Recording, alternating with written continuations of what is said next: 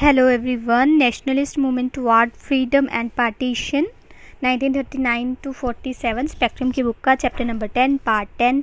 इससे पहले हमने ये प्रीवियस पार्ट्स में सब कवर कर लिया है, तो आज मोस्ट प्रोबेबली आज इसको ख़त्म करने की कोशिश करेंगे। ठीक है, तो 1 second, yes here we are.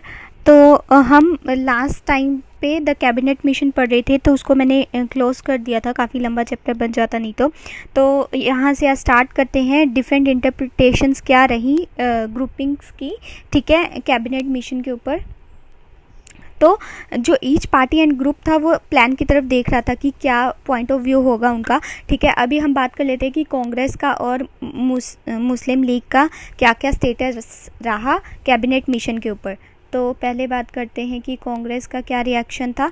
तो कैबिनेट मिशन प्लान जो था is against the Pakistan since grouping is optional. ऐसा बोला गया कि ग्रुपिंग हम कर सकते हैं, लेकिन वो पाकिस्तान बनाने के अगेंस्ट में था। कौन? Cabinet mission. तो मैंने कल ही आपको मीन्स जब previous part of this video में ही बताया था कि जो कैबिनेट मिशन था वो पाकिस्तान बनाने के फेवर में नहीं था, लेकिन ग्रुपिंग के फेवर में था। ठीक है, ग्रुपिंग करनी इज़ आप कर सकते हो, ऑप्शनल था।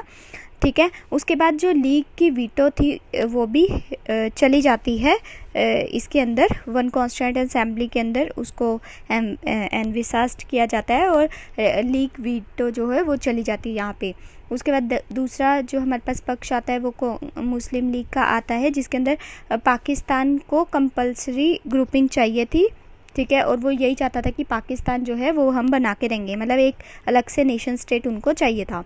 अब मेन ऑब्जेक्टिव क्या थे? तो डिफरेंट पार्टीज़ जो थी वो प्लान कर रही थी, मतलब डिफरेंट पॉइंट्स। तो उसमें जो कांग्रेस एंड लीडर सेम वही। अब मेन ऑब्जेक्टिव की अब हम बात कर रहे हैं, तो इसके अंदर भी कांग्रेस के कुछ अलग पॉइंट्स थे और इसके लीग के कुछ अलग पॉइंट्स थे, वो देख लेते हैं। ठीक है, तो कांग्रेस चाहती थी कि जो प्रोविंसेस है should not have to wait till the first general elections to come out of the group. तो उनको वेट करने की ज़रूरत नहीं है प्रोविंसेस को, और उनको जो है ग्रुपिंग का भी ऑप्शन जो है वो नहीं देना चाहिए इन द फर्स्ट प्लेस।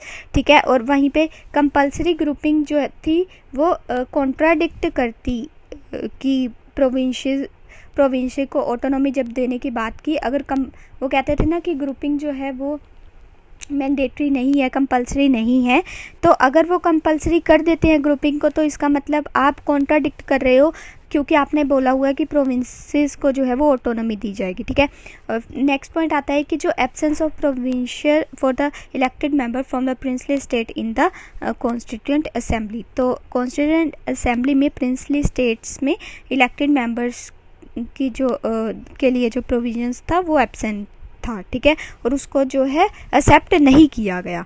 अगर अब हम लीग की बात करते हैं, जिसमें ग्रुपिंग शुड बी कंपल्सरी बोला गया। कौन कौन से सेक्शंस में? B and C developing sections में, जो कि फ्यूचर के लिए काम करता है कि उनको पाकिस्तान मिल सके, एक न्यू स्टेट। ठीक है, न्यू नेशन। ठीक है, तो जो लीग थी उसका ये सोचना था that the Congress would reject this plan, कि लीग ये सोचती थी ये कैबिनेट मिशन वाला प्लान जो है वो कांग्रेस रिजेक्ट कर देगी, and thus promoting the government to invite the league to form the interim government. अब एक्सेप्टेंस की बात करते हैं, तो मुस्लिम लीग ने ऑन 6 जून को एक्सेप्ट किया ये, और कांग्रेस ने 24 जून को एक्सेप्ट किया। कौन से महीने साल की बात हो रही है? 1946। ठीक है, तो कांग्रेस कब इसको एक्सेप्ट करती है?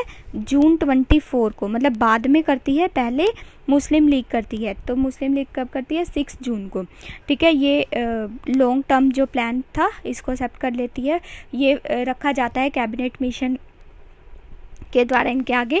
तो जुलाई, अब हम बात कर रहे हैं जुलाई में आ गए हैं। 1946 में इलेक्शन हेल्ड किए जाते हैं प्रोविंशियल असेंबली में फॉर द कॉन्स्टिट्यूएंट असेंबली। ठीक है, कॉन्स्टिट्यूएंट असेंबली बनाने के लिए प्रोविंशियल असेंबलीज में ये इलेक्शंस कंडक्ट किए जाते हैं जुलाई 1946 में।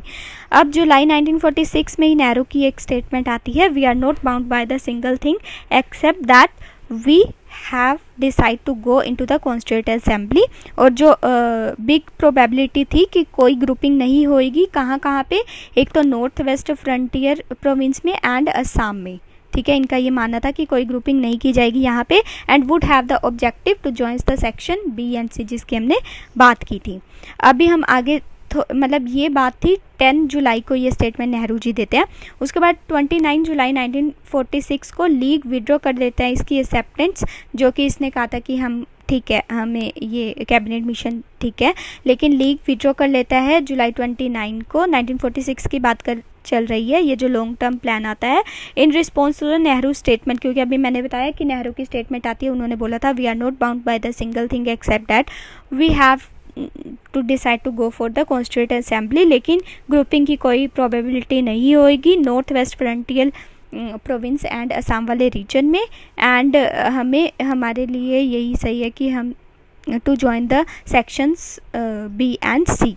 तो इसलिए जो लीग है वो इस प्लान को रिजेक्ट कर देती है एंड कॉल कर देती है एक डायरेक्ट एक्शन के लिए। आपको ये पता होगा ये एक बहुत बारबरिक सिचुएशन थी from August 16 to achieve the Pakistan, इन्होंने किया था, लीग ने करवाया था, और यहाँ पे बहुत ही ज़्यादा मतलब लोगों की हत्या हुई थी, ठीक है, हत्या ही बोलेंगे उसको, कि डायरेक्ट एक्शन का जो कॉल था बहुत ही बारबरिक था, ठीक है। अब हम बात कर लेते हैं, यहाँ पे ये कैबिनेट मिशन ख़त्म हो जाता है, ठीक है। अभी हम बात करेंगे communal Holocaust and the interim government की। तो ये फ्रॉम अगस्त 16 1946 से था, एंड इंडियन सीन जो था वो ट्रांसफॉर्म हो गया एकदम से, क्योंकि मैंने अभी बताया कि 29 जुलाई 1946 को जो है वो डायरेक्ट एक्शन का कॉल लिया गया। उसके अंदर 5000 लोग जो है वो अराउंड इसके जो है उनकी मृत्यु हो गई। कॉम्युनल राइट्स थे ये एक तरह के, ठीक है। और या कौन कौन से इलाके जो थे वो इससे प्रभावित हुए, तो कलकत्ता, बॉम्बे, नौखली, बिहार और गमुतेश्वर, ठीक है। ये कहाँ का इलाका था? यूपी का। तो ये जो थे ये वोट्स इफेक्टेड एरियाज थे जहाँ पर ये कॉम्युनल राइट्स देखे गए। अब चेंज गवर्नमेंट प्रायोरिटीज़ क्या क्या थी, उसके बाद हम इंटरिम गवर्नमेंट की बात करेंगे। उसके बाद चेंज गवर्नमेंट प्रायोरिटीज़ में जो वोवेल था वो ईगर था कि कुछ हमें Congress to somehow get the Congress into the interim government, कि कांग्रेस को इंटरिम गवर्नमेंट में लाया जाए, even if the leave state out, मतलब अगर लीग दूर भी रहती है इस चीज़ से तो हमें कोई प्रॉब्लम नहीं है, लेकिन कांग्रेस को हमें लाना है। तो एटीट्यूड ऐसा था कि अगेंस्ट द लीग था, ठीक है, क्योंकि वोवेल यहाँ पे कह रहे थे कि कांग्रेस को हमें लाना है, मुस्लिम लीग जो है वो बाहर रहे, हमें इससे कोई प्रॉब्लम नहीं है। इसका मतलब यही है कि एटीट्यूड है उनका, वोवेल का प्लान ऐसा है कि लीग को वो असिस्टेंट नहीं करना चाहते, ठीक है। It was against earlier government and posted of encouraging the communal forces. इसके कारण कॉम्युनल राइट्स जो हैं वो जो है सामने आए, and denying the legitimacy of the nationalism and denying the representative nature of the Congress. तो ये एक तरह से डिनाई कर रहा था कि रिप्रेजेंटेटिव नेचर ना रहे कांग्रेस का, and continuance of the British rule had demanded one stance from Britain and withdrawal and post imperial league dictated a contrary portion. तो वो यही चाहते थे कि पोस्ट इंपीरियल लिंक्स जो हैं हमारे भारत के साथ रहे ही रहे, इसलिए कांग्रेस जो है वो एक बड़ी पार्टी थी, तो वो उसको संतुष्ट करने के लिए लाना चाहती थी, इंटरिम गवर्नमेंट बनाने के लिए फोर्स कर रही थी। उसके बाद अब हम इंटरिम गवर्नमेंट की बात कर लेते हैं। तो fearing mass action by the Congress nominated interim government, जिसका हेड बनाया जाता है नेहरू को, ठीक है। वो स्वॉर्न करते हैं 2 सितंबर 1946 में, with Nehru still insisting on his party's opposition to the compulsory grouping. तो कंपल्सरी ग्रुपिंग के ये हमेशा खिलाफ में ही रहते हैं, तो अपोज कर रहे होते हैं, क्योंकि उनकी पार्टी भी यही चाहती है कि कंपल्सरी ग्रुपिंग नहीं होनी चाहिए। अच्छा, उसके बाद क्या होता है कि जो इंटरिम गवर्नमेंट होती है वो little more in continuation of the old executive of viceroy, ठीक है। जैसे पहले चल रहा था वॉइसरॉय का एग्जीक्यूटिव का सारा, वैसा ही इंटरिम गवर्नमेंट भी इसको चलाना चाहती है। उसके बाद vowel quietly brought the Muslim league into the interim government on October 26, 1946, ठीक है। अभी यहाँ तक जब नेहरू जो है वो हेड कर रहे होते हैं इसको 2 सितंबर 1946 को, यहाँ तक मुस्लिम लीग नहीं थी। लेकिन जो वोवेल था वो एक तरह से मतलब चाल चलना कह दो, वो क्वाइटली जो है मुस्लिम लीग को इंटरिम गवर्नमेंट के अंदर एंट्री दे देता है। पहले देखो ये यहाँ पे कह रहा था कि मुस्लिम लीग आए ना आए हमें इससे कुछ लेना देना नहीं है, कांग्रेस आनी चाहिए क्योंकि वो एक बड़ी पार्टी है। लेकिन आगे जाके 26 अक्टूबर में वो क्वाइटली मुस्लिम लीग को भी एंट्री दे देता है इसके अंदर, इंटरिम गवर्नमेंट के अंदर। अब लीग क्यों इसको ज्वाइन करेगा, क्योंकि without giving league was allowed to join without giving the direct action, क्योंकि डायरेक्ट एक्शन वो कर चुके थे जिसके अंदर 5000 के करीब लोगों की मौत हो चुकी थी। ठीक है, उसके बाद despite it's rejection of the cabinet mission, long term and short term plans थे उनके, ठीक है, किसके, मुस्लिम लीग के। उसके बाद despite insistence on compulsory grouping, क्योंकि वो कंपल्सरी ग्रुपिंग की बात कर रही थी मुस्लिम लीग, लेकिन कांग्रेस वाले तो नहीं कर रहे थे ग्रुपिंग की बात कंपल्सरीली, ठीक है, with decisions being taken by the majority vote by the section as a whole. तो ये मुस्लिम लीग को ये लग रहा था कि कंपल्सरी ग्रुपिंग हम करवा लेंगे एज अ मेजॉरिटी वोट अगर हमें मिल जाते हैं। तो अब हम बात कर लेते, ये यहीं तक ही था कि कैसे वोवेल जो है वो प्लान चलता है इंटरिम गवर्नमेंट में, कि पहले जो है वो मुस्लिम लीग को बाहर ही रखता है एंड बाद में जब कांग्रेस ज्वाइन कर लेती है इसको इंटरिम गवर्नमेंट को, देन वो वोवेल जो है मुस्लिम लीग को भी एंट्री दिला देता है। उसके बाद अब हम बात कर लेते हैं ऑब्सेशनिस्ट अप्रोच एंड द अल्ट्रिस्ट। इसमें मोटिव्स देखेंगे, लीग के मोटिव्स क्या क्या थे। तो मोटिव्स ऑफ लीग क्या क्या थे वो देख लेते हैं। तो league did not attend the constituent assembly, जो कि फर्स्ट मीटिंग उनकी हुई थी, फर्स्ट मीटिंग जो उनकी हुई थी 9 दिसंबर 1946। इसमें जो मुस्लिम लीग था उसने अटेंड नहीं की थी ये वाली जो थी मीटिंग। एंड ये वो वाली मीटिंग थी जिसके अंदर जो नेहरू थे उन्होंने ऑब्जेक्टिव रेजोल्यूशन जो है वो ड्राफ्ट किया था। ये भी कई बार क्वेश्चन पूछा गया किसके द्वारा ड्राफ्ट किया गया था, नेहरू के द्वारा। कब, इनका टाइम पीरियड भी आप याद रखेंगे, ठीक है। इसके अंदर क्या था, stating the ideals of the independence of the Republic with the autonomous unit and minority safeguard की बात की गई, and social political and economic democracy की बात की गई। यहाँ पे आपको याद रखना है सोशल इकोनॉमिक पॉलिटिकल डेमोक्रेसी की भी बात की गई नेहरू जी द्वारा, एंड माइनॉरिटी सेफगार्ड्स की बात की गई, ऑटोनोमस यूनिट्स को साथ लेके चलने की बात की गई। लेकिन लीग ने इसको रिफ्यूज़ कर दिया, ये भी बात इंपॉर्टेंट है, to attend the informal meetings of the cabinet to take the decisions, ठीक है।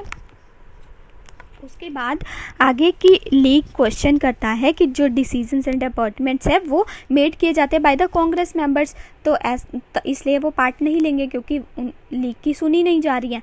एंड लियाकत अली जो थे वो फाइनेंस मिनिस्टर बनाए जाते हैं, and the functioning of the other ministries. तो यहाँ पे लियाकत अली खान ये कौन थे, फाइनेंस मिनिस्टर, ठीक है। And league had only sought to foot hold the government to fight for the Pakistan. तो लीग जो थी बस उसने एक ही नारा पकड़ रखा था कि हमें पाकिस्तान चाहिए, हमें पाकिस्तान चाहिए, and the continuation of the civil war by the other means, किसी भी तरीके से बस उनको पाकिस्तान ही चाहिए था। कांग्रेस ये डिमांड कर रही थी कि Congress demand that the British get the league to change the attitude, कि उनका एटीट्यूड जो है वो चेंज होना चाहिए, कि पाकिस्तान की ज़्यादा डिमांड ना करें। एंड उनका ये भी एटीट्यूड था कि वो इंटरिम गवर्नमेंट को जो है वो क्विट कर दें अगर उनको प्रॉब्लम हो रही है इतनी। तो फेब 1947 में क्या होता है, अभी दिसंबर की बात कर रहे थे ना जब रेजोल्यूशन आया था, ऑब्जेक्टिव रेजोल्यूशन नेहरू द्वारा। अब हम फेब 1947 की बात करें जब 9 कांग्रेस मेंबर्स ऑफ कैबिनेट उन्होंने लिखा to viceroy demanding the resignation of the league members and threatening the withdrawal of their own nominees, ठीक है, कि वायसरॉय को 9 कांग्रेस मेंबर्स ने वॉइसरॉय को लिखा कि वो डिमांड कर रहे थे, मतलब कांग्रेसमैन डिमांड कर रहे थे वॉइसरॉय को कि लीग को कहो कि उनके जो मेंबर्स हैं वो यहाँ से रेजिग्नेशन दे दें, कहाँ से, इंटरिम गवर्नमेंट में से। एंड क्योंकि वो थ्रेटनिंग भी कर रहे थे withdrawal of their own nominees, नहीं तो वो कह रहे थे अगर वो नहीं हटेंगे यहाँ से तो हम विड्रॉ कर लेंगे, ठीक है, कांग्रेस मैन जो है वो अपने नॉमिनीज को हटा लेंगे यहाँ से। तो लास्ट रो क्या बचता है, league demanding dissolution of the constituent assembly and crisis seem to be develop rapidly. तो ये एक तरह से और भी ज़्यादा क्योंकि कांग्रेस कहने लगी कि लीग को यहाँ से हटाना चाहिए, ठीक है। तो ये एक तरह से और भी रैपिडली जो है क्राइसिस का कारण बना। यहाँ तक था ये communal Holocaust and the interim government.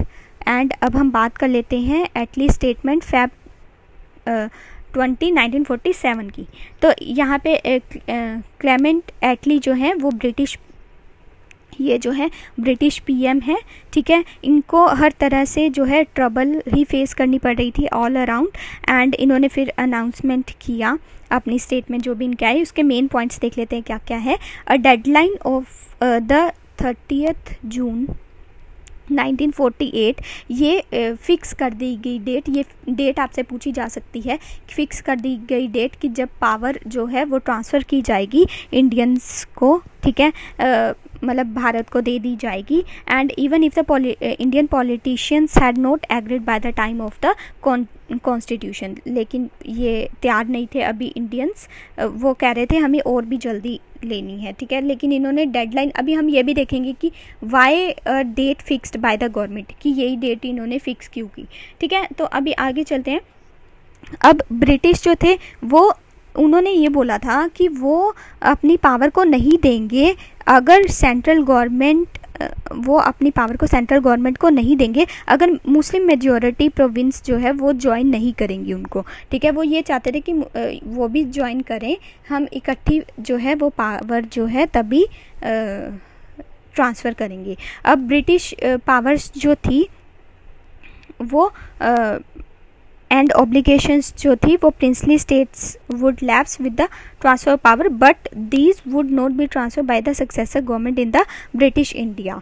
तो ब्रिटिश इंडिया को वो नहीं ट्रांसफ़र करेंगे अपनी पावर्स को, बल्कि सेंटर कहती थी कि हमें जो है वो ट्रांसफ़र करनी चाहिए, उनको ट्रांसफ़र करनी चाहिए। अब Mountbatten would replace Wavell as the voice है, वेरी इंपॉर्टेंट पॉइंट कि माउंट बैटन ने जो है वो रिप्लेस किया था वॉवेल, क्योंकि मैंने अभी बताया कि वॉवेल थे, पहले वॉवेल थे ना, वॉवेल ने जब जो है वो इंटरिम गवर्नमेंट की, जब जहाँ तक इंटरिम गवर्नमेंट की बात आ रही है वहाँ तक वॉवेल थे, ठीक है। अब माउंट बैटन जो है वो रिप्लेस कर देते हैं वॉवेल को एज अ वॉइस रॉय, ठीक है। उसके बाद the statement contain clear hints of the partition, even balkanization of the country into the numerous states. And ये किसके रिवर्जन में था? क्रिप्स मिशन के, क्रिप्स ऑफर के रिवर्जन में था। तो यहाँ पे बिल्कुल साफ साफ सी बात हो रही है कि पार्टीशन तो होगा, नहीं तो ये कह रहे, क्योंकि यहाँ से कैसे पता चल रहा है पार्टीशन होगा, क्योंकि एटली की स्टेटमेंट ये कह रही है कि हम तभी ट्रांसफ़र करेंगे पावर को जब मुस्लिम मेजॉरिटी जो है वो भी ज्वाइन करेंगी। तो मुस्लिम मेजॉरिटी क्यों ज्वाइन करेंगी? वो तो पहले से पार्टीशन की बात कर रहे हैं कि हमें अलग से स्टेट चाहिए। तो यहाँ पे सीधी सीधी बात हो रही है कि पार्टीशन होके रहेगा, बाल्कनाइजेशन ऑफ द कंट्री होके रहेगा, डिफरेंट स्टेट्स जो है वो किसी के साथ जाएंगी, कुछ पाकिस्तान के साथ जाएंगी, कुछ इंडिया के साथ जाएंगी। अब हम बात कर लेते हैं why a state fixed by the government for the withdrawal. तो इसमें क्या है कि जो गवर्नमेंट थी उसने फिक्स डेट कर दी। ये एक शौक था पार्टीज के लिए, मतलब कि ऐसा कैसे इन्होंने एग्रीमेंट कर दिया, कि एक क्वेश्चन खड़ा कर दिया कि वाई ये जो डेट है, क्योंकि किसी की परमिशन कह रही, किसी की डिस्कशन नहीं ली गई, किसी के साथ डिस्कशन नहीं किया गया कि ऐसे कुछ होगा कि हम इसको, इस डेट को आज़ाद कर देंगे। तो गवर्नमेंट वॉज कीन about developing the constitution crisis. अब इसने ये क्यों किया? क्योंकि ये क्राइसिस बहुत ज़्यादा तगड़े वाला चल रहा था, क्योंकि अभी पिछले ही साल फिर वो हुआ था ड्राई एक्ट एक्शन, उसमें काफ़ी क्योस हो गया था। इसके कारण से, क्राइसिस के कारण से भी इन्होंने ये डेट फिक्स की थी, ठीक है। और गवर्नमेंट को ये होप था to convince the Indians of the British sincerity. ये डेट इसलिए फिक्स की गई थी कि अभी 1947 चल रहा है ना, तो एक साल में हम जो है इंडियंस को ये दिखाएंगे कि ब्रिटिश सिंसियरली जो है वो वर्क कर रहा है और ब्रिटिशर्स ही सही हैं, ठीक है। उसके बाद कांग्रेस का क्या स्टैंड रहता है वो देख लेते हैं। The provision of transfer of power to more than one centre was acceptable to Congress because it means that existing assembly could go ahead and frame a constitution for the areas represented by it। तो अब कांग्रेस ये कह देती है कि अगर एक से ज़्यादा, पहले कांग्रेस मान नहीं रही थी, कांग्रेस कहती थी पहले कि एक ही सेंटर होगा जिस पे पावर आएगी, ठीक है, लेकिन अब वो मान गई है कि अगर एक से ज़्यादा सेंटर्स से को भी अगर पावर देनी पड़े तो वो उसके साथ संतुष्ट है, क्योंकि आगे जाके वो एक कॉन्स्टिट्यूशन बना सकते हैं उन एरियाज़ को लेके, ठीक है। ये एक बहुत बड़ा कारण था कि डेडलॉक ख़त्म हो चुका, क्योंकि पहले कांग्रेस जो है सिंगल सेंटर की बात करी थी, वहाँ पे पावर होनी चाहिए। उसके बाद league launch civil disobedience movement, क्योंकि वो कहाँ पे इन्होंने सिविल डिसोबीडियंस मूवमेंट शुरू किया लीग ने, पंजाब वाले रीजन में, ताकि वो और प्रेशर डाल सके कि हमें जो है वो अलग से अपना नेशन स्टेट चाहिए ही चाहिए। अब हम बात कर लेते हैं टुवार्ड्स इंडिपेंडेंस एंड पार्टीशन। तो ये एक पूरा टॉपिक है, ये मैं रब कर देती हूँ। एंड ये वाला हमारा टॉपिक लास्ट है, ये काफ़ी वैसे तो थोड़ा लंबा है। चलो स्टार्ट करते हैं, देखते हैं अगर लंबा हो गया तो फिर बीच में टर्मिनेट कर देंगे। ओके, तो स्टार्ट करते हैं। जो कॉम्युनल राइट्स थे वो स्टार्ट हो गए थे, ठीक है। और 1947 की अर्ली में ही जो है ये चीज़ें स्टार्ट हो गई थी कि पार्टीशन होना ही चाहिए, ठीक है। और most of the Hindus and Singh communal groups जो है वो बंगाल एंड पंजाब वाले रीजन में स्टार्ट हो गए थे। एंड इवन कि आपको ये भी याद रखना है कि जो हिंदू महासभा थी, कहाँ पर, हिंदू महासभा बंगाल में थी जो, वो भी एक सेपरेट हिंदू प्रोविंस बनाने की बात कर रही थी, कहाँ पे, वेस्ट बंगाल में, ठीक है। आप देख रहे हैं कि पहले ही मुस्लिम्स मेजॉरिटी स्टेट्स में, जो पाकिस्तान वाली साइड में, मतलब नॉर्थ वेस्ट फ्रंटियर में और इधर से बांग्लादेश वाली साइड में, बंगाल में पहले से ये अलग बनाने की बात कर रहे हैं। अब हिंदू महासभा बंगाल में भी वो भी अलग प्रोविंस बनाने की बात करती है। तो आगे जाके क्या होता है कि 10 मार्च आ रहा है 1947 में, नेहरू की ये स्टेटमेंट आती है कि जो कैबिनेट मिशन है वो बेस्ट सॉल्यूशन था। अगर हमें पार्टीशन करना भी पड़े पंजाब एंड बंगाल का तो दैट इज़ गुड, ठीक है।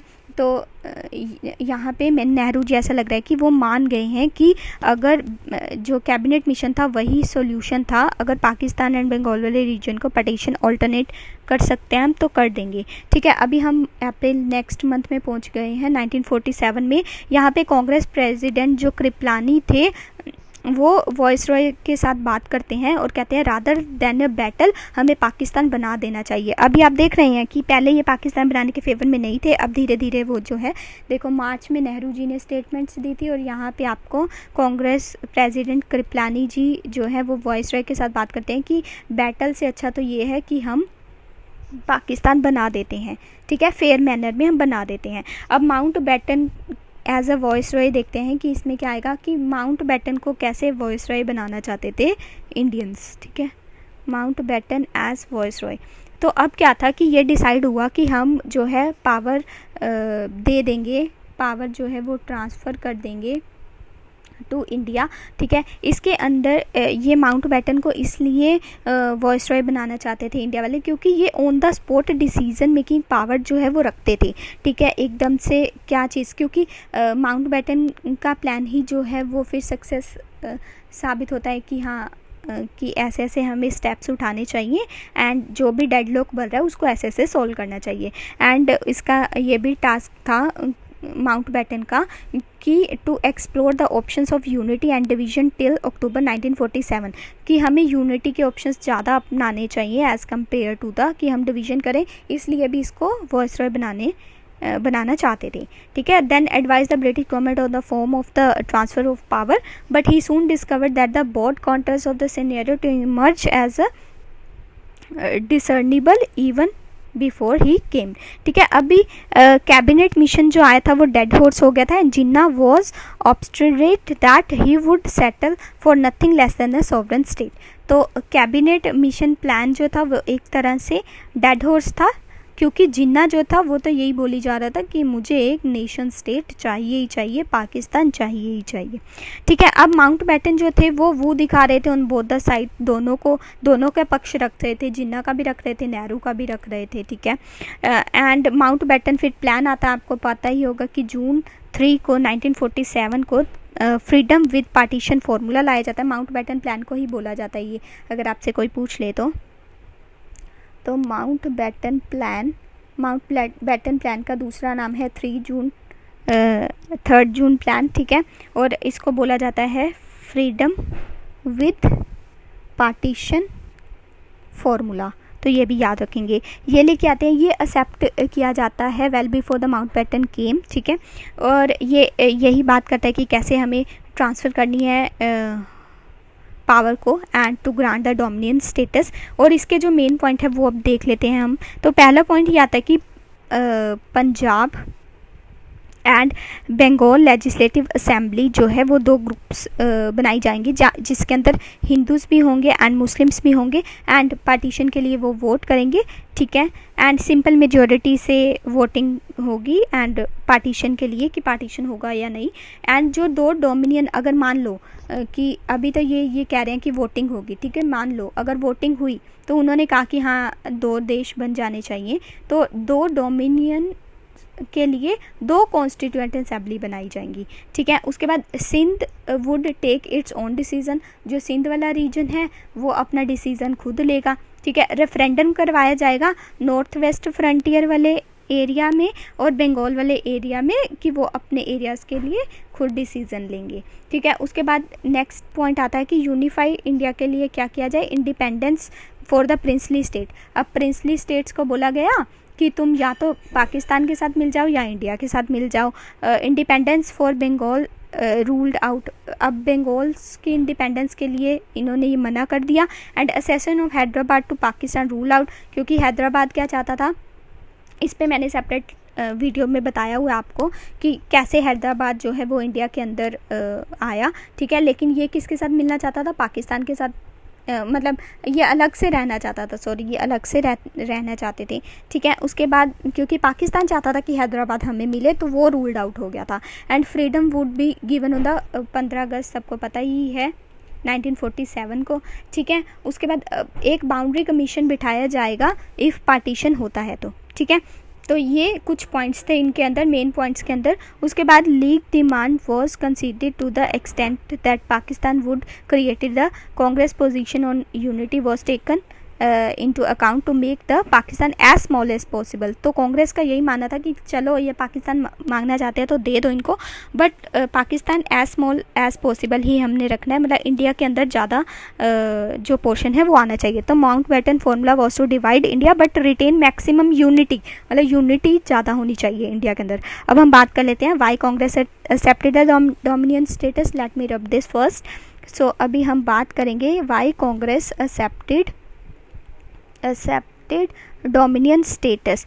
तो इसमें Congress was willing to accept the dominion status against the जो 1929 में लाहौर कांग्रेस हुई थी, स्पिरिट हुई थी, because it would ensure the peaceful and quick transfer of power. क्योंकि यहाँ पे क्यों डोमिनियन स्टेटस लेने की बात की, क्योंकि जब यहाँ पे बात हो रही थी ना, यहाँ पे ये धीरे धीरे कि हम वो और जीतेंगे तो आपको देंगे, ये करेंगे वो करेंगे, लेकिन यहाँ पे क्यों इन्होंने चुन लिया, क्योंकि अब क्विक ट्रांसफ़र ऑफ पावर का टाइम आ गया है, ठीक है। तो इनको लग रहा था कि हाँ अब क्विक ट्रांसफ़र ऑफ पावर हो जाएगी। उसके बाद मोस्ट इंपॉर्टेंट फॉर कांग्रेस ये था to assume the authority to check the explosive situation, क्योंकि सिचुएशन ऐसी बहुत मतलब कन्फ्लिक्ट वाली बन गई थी कि क्योंकि जो 1930s 20s एंड 30s का जो टाइम था, यहाँ पे जो कॉम्युनल की बात हो रही थी, पाकिस्तान बनने की बात हो रही थी, वो इतनी गंभीर नहीं थी जो 1940s वाले एरा में जो है वो पाकिस्तान बनने की बात हो रही थी, ठीक है। उसके बाद continuity in the bureaucracy and army की भी उन्होंने बात की थी, इसलिए भी तो थर्ड पॉइंट ये आ जाता है आपके पास कि continuity of bureaucracy and army की भी इन्होंने बात की थी, इसीलिए भी डोमिनियन स्टेटस उन्होंने एक्सेप्ट कर लिया। अब for Britain dominion status offer a chance to keep India in the Commonwealth, क्योंकि वो इंडिया को जो है अपना साथी बनाना ही चाहते थे, कॉमनवेल्थ में उनकी एंट्री देना चाहते थे। क्यों देना चाहते थे, ताकि उनका trade and investment in India चल सके। क्यों चल सके, क्योंकि इनको पता है कि इंडिया एक रिसोर्सफुल एरिया है, ठीक है। उसके बाद rationale for the early dates की अगस्त 15 1947 को ही क्यों, ठीक है। तो अभी हम इसकी बात कर लेते हैं। आई थिंक ये लास्ट टॉपिक होगा, फिर हम नेक्स्ट पार्ट में ही कर लेंगे इसके, नहीं तो बहुत लेंथी हो जाएगा ये, ठीक है। उसके बाद अभी हम बात कर ले तो British could escape the responsibility for the communal situation. उसके बाद the east Bengal and west Bengal join the Pakistan. अभी क्या बात की थी कि जो ईस्ट बंगाल है and west Bengal, west Punjab था जो, ठीक है, east Bengal and west Punjab, तो ये पाकिस्तान को ज्वाइन कर लेते हैं एंड जो बाकी होती है एरियाज़ वो जो है इंडिया को ज्वाइन कर लेता है। एंड 2 बाउंड्री कमीशंस बिठाने की बात की जाती है, एक provincial state pay to demarcate the boundaries of the new provinces, और रिफरेंडर भी करवाने की बात की जाती है नॉर्थ वेस्ट फ्रंटियर प्रोविंस पे, जो कि डिसाइड करेगा कि फेवर करेगा कि पाकिस्तान बनना चाहिए या नहीं। And provincial Congress refraining from the referendum, जो कांग्रेस है प्रोविंशियल कांग्रेस थी वो रिफ्रेन कर रही थी, रेफरेंडम नहीं होना चाहिए, लेकिन पाकिस्तान बनने के लिए बहुत सारे प्रयास करे जा रहे थे बलूचिस्तान एंड सिंध वाले रीजन में। ठीक है, अभी हम बात कर लेते हैं इंडियन इंडिपेंडेंस एक्ट की। तो इंडियन इंडिपेंडेंस एक्ट कर ही लेते हैं इसको इसके साथ ही।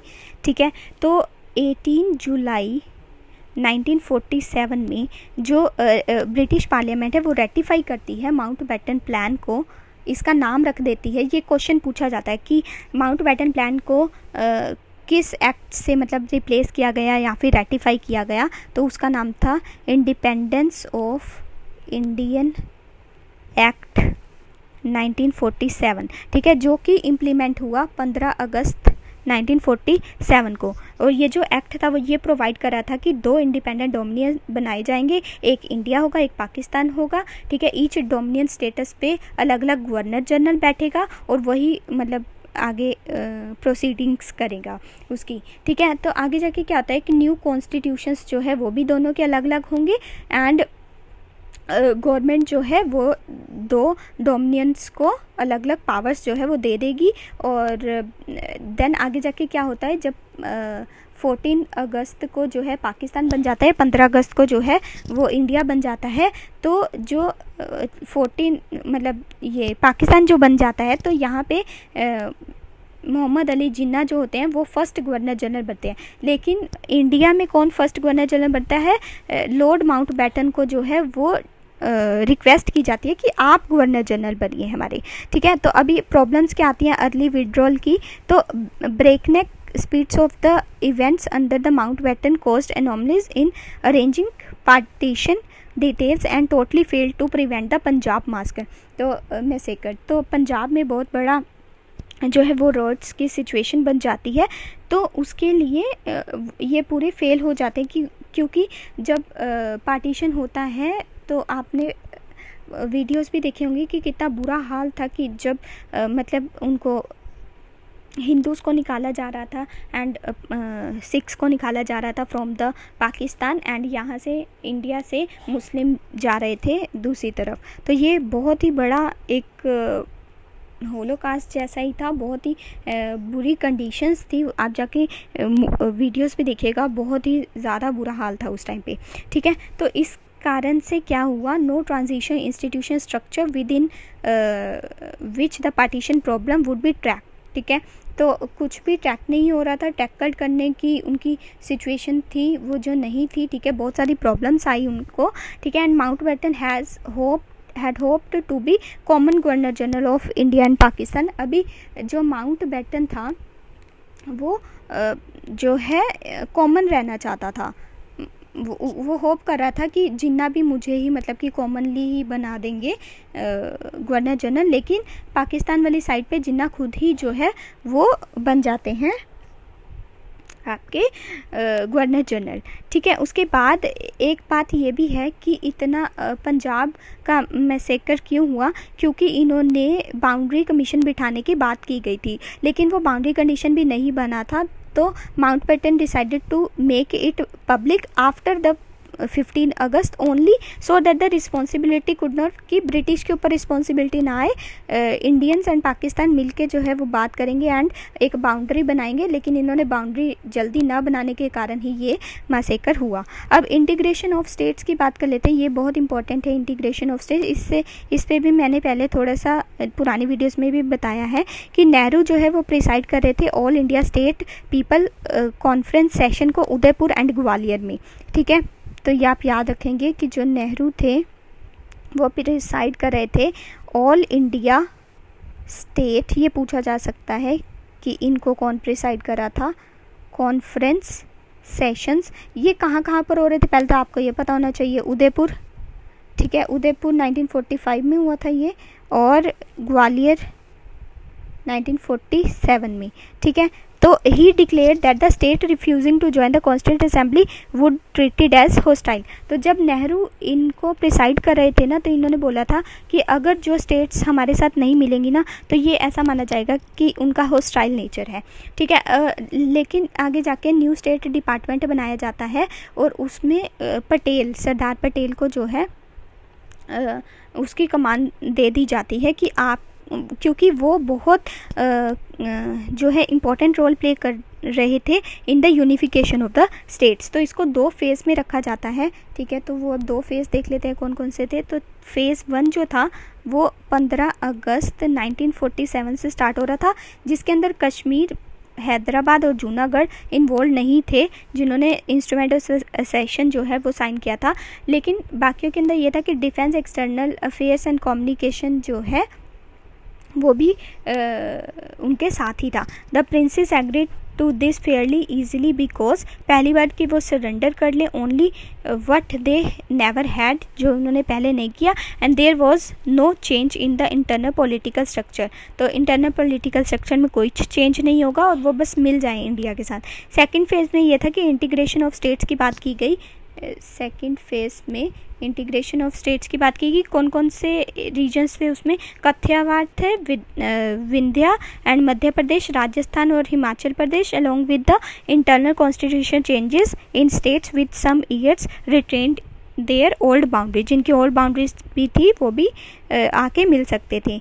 तो इसके लिए क्या होता है कि जो सरदार पटेल थे उनको बहुत ही इम्पॉर्टेंट माना जाता है इसके लिए, यूनिफिकेशन के लिए, ठीक है। तो अब बात कर लेते हैं वाई कांग्रेस एक्सेप्टेड पार्टीशन। अब कांग्रेस ने जो है वो पार्टीशन को क्यों एक्सेप्ट कर लिया, ये बात आती है। तो Congress was only accepting the inevitable due to the long term failure, कि वो मुस्लिम को समझा ही नहीं पा रहे कि एक भारत रहना चाहिए, क्योंकि वो बार बार क्या बात कर रहे थे कि हमें पाकिस्तान चाहिए ही चाहिए, ठीक है। Structuring diverse classes, communities, groups and regions into a nation. दूसरी बात securing independence for the nation, ये ज़रूरी था कि पार्टीशन हो ही जाए, क्योंकि और कोई सॉल्यूशन मिल ही नहीं रहा था। इसलिए भी ये जो है कांग्रेस जो थी वो मान गई कि चलो पार्टीशन हो ही जाए।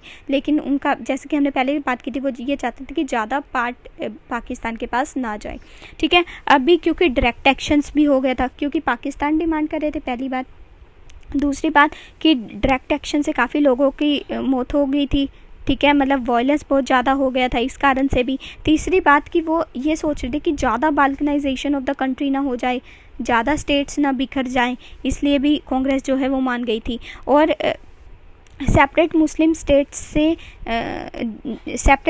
स्टेट की बात कर रही थी लीग स्टार्टिंग से ही। जब बात आई क्रिप्स मिशन की 1942 में, तब भी इन्होंने बात की। फिर जब गांधी जिन्ना टॉक्स हुई 1944 में, तब भी मुस्लिम मेजॉरिटी प्रोविंस की उन्होंने बात की, जहाँ पे ये गांधी जी जो है वो मान भी गए थे कि चलो हाँ मतलब तुम ले लो, मतलब मुस्लिम मेजॉरिटी स्टेट्स अलग बना दी जाएंगी। लेकिन इनको ये नहीं पता, ये तब ये सोच रहे थे कि शायद ये बाद में जाके यूनाइट हो जाए, लेकिन तब इन्होंने मान लिया था, गांधी जी ने एक्सेप्ट कर लिया था right of the self determination of the Muslim majority provinces, ठीक है। उसके बाद कैबिनेट मिशन जो है 1946 में जो आता है, Congress considered the possibility of the Muslim majority provinces setting up the separate constituent assembly and Congress accepted without demur and grouping was compulsory, ठीक है। उसके बाद 3 जून प्लान जो कि कांग्रेस एक्सेप्ट कर लेती है पार्टीशन को। एंड उसके बाद जो है वंस द ब्रिटिश लेफ्ट, ये कहते हैं कि नेहरू कहते हैं कि once the British left Hindu Muslim differences जो है वो ख़त्म हो जाएंगे, ये पार्टीशन टेम्परेरी है एंड पार्टीशन जो है वो पीसफुल हो जाएगा once Pakistan considered and what was there to fight for, फिर वो किसके लिए लड़ेंगे। लेकिन ऐसा नहीं रहा, क्योंकि मैंने आपको पहले बताया जो 1920-30s की जो कॉम्युनलिज्म था वो एकदम से डिफरेंट था 1940s के कॉम्युनलिज्म से। एंड जो मुस्लिम नेशन पार्टीशन की डिमांड थी वो उनकी एक्चुअल थी, वो बिल्कुल ही एक अलग टाइप की थी 1940s के एरा में। ठीक है, अभी लास्ट टॉपिक है हमारा गांधीज हेल्पलेसनेस। तो गांधीज की हेल्पलेसनेस इसलिए शो हो रही है क्योंकि उन्होंने पार्टीशन को एक्सेप्ट किया था ओनली क्योंकि लोग डिमांड कर रहे थे, लेकिन वो अंदर से बिल्कुल भी नहीं चाहते थे कि भारत जो है वो डिवाइड हो जाए। वो हमेशा यूनाइट की बात कर रहे थे, वो सिर्फ लोगों के लिए कह रहे थे चलो ठीक है अपना स्टेट अलग से बना लो, लेकिन वो कम्युनलिज्म के बिल्कुल ही खिलाफ थे। ठीक है, यहाँ पे फाइनली हमारा ये चैप्टर 10 जो है वो फिनिश होता है। Thank you very much.